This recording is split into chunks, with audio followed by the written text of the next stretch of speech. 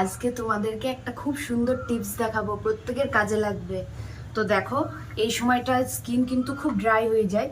তো এখানটায় আমি নিয়ে নিচ্ছি যে কোনো অলিভ অয়েল, যেটা তোমরা ব্যবহার করো। তো এখানটায় 1 বাটি অলিভ অয়েল নিয়ে নিলাম। আর নিয়ে নিব শালিমার নারকেল তেল। শালিমার নারকেল তেলটা কিন্তু খুব ভালো।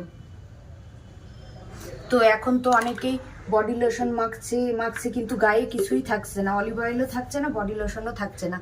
তো আমি যেটা দেখাচ্ছি মন দিয়ে দেখো, একদম স্কিপ করবে না। আর একদিন হলেও ব্যবহার করবা, না হলে তো বিশ্বাস করতে পারবা না ব্যবহার না করলে। আর এই যে এখানটায় আছে কি, এখানটায় 5টা ভিটামিন ই ক্যাপসুল নিয়ে নিয়েছি। তো এইগুলো এখন আমি তেলের ভিতরে দিয়ে দিব।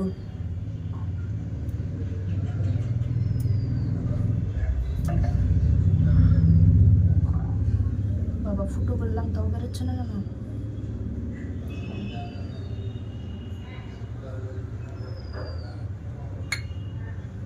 কি ব্যাপার এখানটায়? তো 5টা দিয়ে দিব এখানটায় তেলের ভিতরে। তো ঠিকঠাক তোমাদেরকে বলে দিলাম পরিমাণটা। আর এইখানটায় এই যে গ্লিসারিনটাও খুব ভালো কাজ করে। তো এইখানটায় আমি 2 চামচ গ্লিসারিনও দিয়ে দিব। আর একটা জিনিস যেটা দিব সেটা প্রত্যেকের ঘরেই আছে, আর এই জিনিসগুলো প্রত্যেকের ঘরেই আছে, কোনো অসুবিধা হবে না। আর এইখানটায় 3 চামচ মতো গোলাপ জল দিয়ে দিব।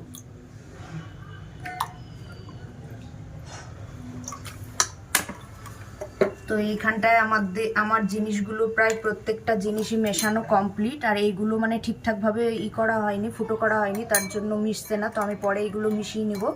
তো তোমাদেরকে পরিমাণটা দেখিয়ে দিলাম। তো একদিন হলেও ইউজ করে দেখবা, অনেক মানে কাজে আসবে। তাহলে স্কিনটা মানে সারাদিনে একবার মাখলেই ড্রাই হবে না। কারণ বডি লোশনও দেখবা তোমরা যতবারই মাখো না কেন মানে গায়ে থাকে না, কিন্তু এটা একবার স্নানের সময় মাখলেই অনেক উপকার পাবা। তো এটা কিন্তু অবশ্যই ব্যবহার করো, হাতে নাতে ফলাফল পাবা। তো তোমাদেরকে সম্পূর্ণ বানিয়ে দেখালাম। এই যে দেখো, তোমাদের একটা জিনিস দেখাচ্ছি, দেখো এই যে এটা আমার কাকিমা শাশুড়ি আলুর পাপড় দিচ্ছে। আর একটা সেরা জিনিস দেখো, কাকা কত হেল্প করে, কাকিমার কত কেয়ার করে, কাকাও পাপড় দিয়ে দিচ্ছে। দুজনের কত মিল দেখিছো, একেবারে টুরু লাভ। দেখিছো মুখে কত হাসি। তো আলুর পাপড় দাও, আয় একটু। এই দেখো এটা ফান্টুস, হাই করো হাই করো হাই করো। ঝিলিক কি করছে দেখো, সবজি কাটছে। এখানে কি কি আছে গো? এখানটায় পুঁই ডাঁটা, মিষ্টি কুমড়ো, ছিম, আলু। আলু এটার হবে, এটার চচ্চড়ি হবে পুঁই ডাঁটার চচ্চড়ি। আর হচ্ছে এই যে ফুলকপি।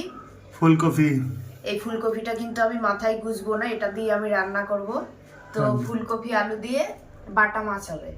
ফুলকপি আলু দিয়ে বাটা মাছ। আর হচ্ছে মুসুরির ডাল করছি, টক ডাল করব। আর ভাবছি একটু বেগনি ভাজবো। বেগনি? হ্যাঁ, কি কি করি সবটাই তোমাদেরকে দেখাবো। বাহ, এই যে দেখো, এখানে এখন আমার রান্নাবান্নাগুলো কমপ্লিট। তো এখানটায় বাটা মাছ, ফুলকপি আলু দিয়ে ঝোল করেছি। আর এইখানটায় পুঁই ডাঁটা, মিষ্টি কুমড়ো, ছিম সব কিছু দিয়ে একটা চচ্চড়ি। আর এইখানটায় মুসুরির টক ডাল। খুব টেস্টি টেস্টি খাবার। আর এই মুহূর্তে মানে এই সময় মুখে কিছু খেতে ভালো লাগে না, তার জন্য টক ডাল হলে খুব ভালোই লাগে। আর বাবা যেহেতু পুঁই ডাঁটা মিষ্টি কুমড়ো খাওয়া বারণ আছে, তার জন্য এইখানটায় মা বাঁধাকপি কেটেছে, তো মা বাঁধাকপিটা করে দিবে। তো আমরা এইভাবেই মিলেমিশে কাজ করি, তার জন্য কোনো সমস্যা হয় না। আজকের মতো ব্লগটা এখানেই শেষ করছি। তো পুরো ব্লগটা দেখবে, অনেক সুন্দর সুন্দর টিপস দেওয়া আছে। তো ভালো লাগলে অবশ্যই লাইক কমেন্ট শেয়ার করবা। আর আবার নেক্সট ব্লগে দেখা হচ্ছে, বাই।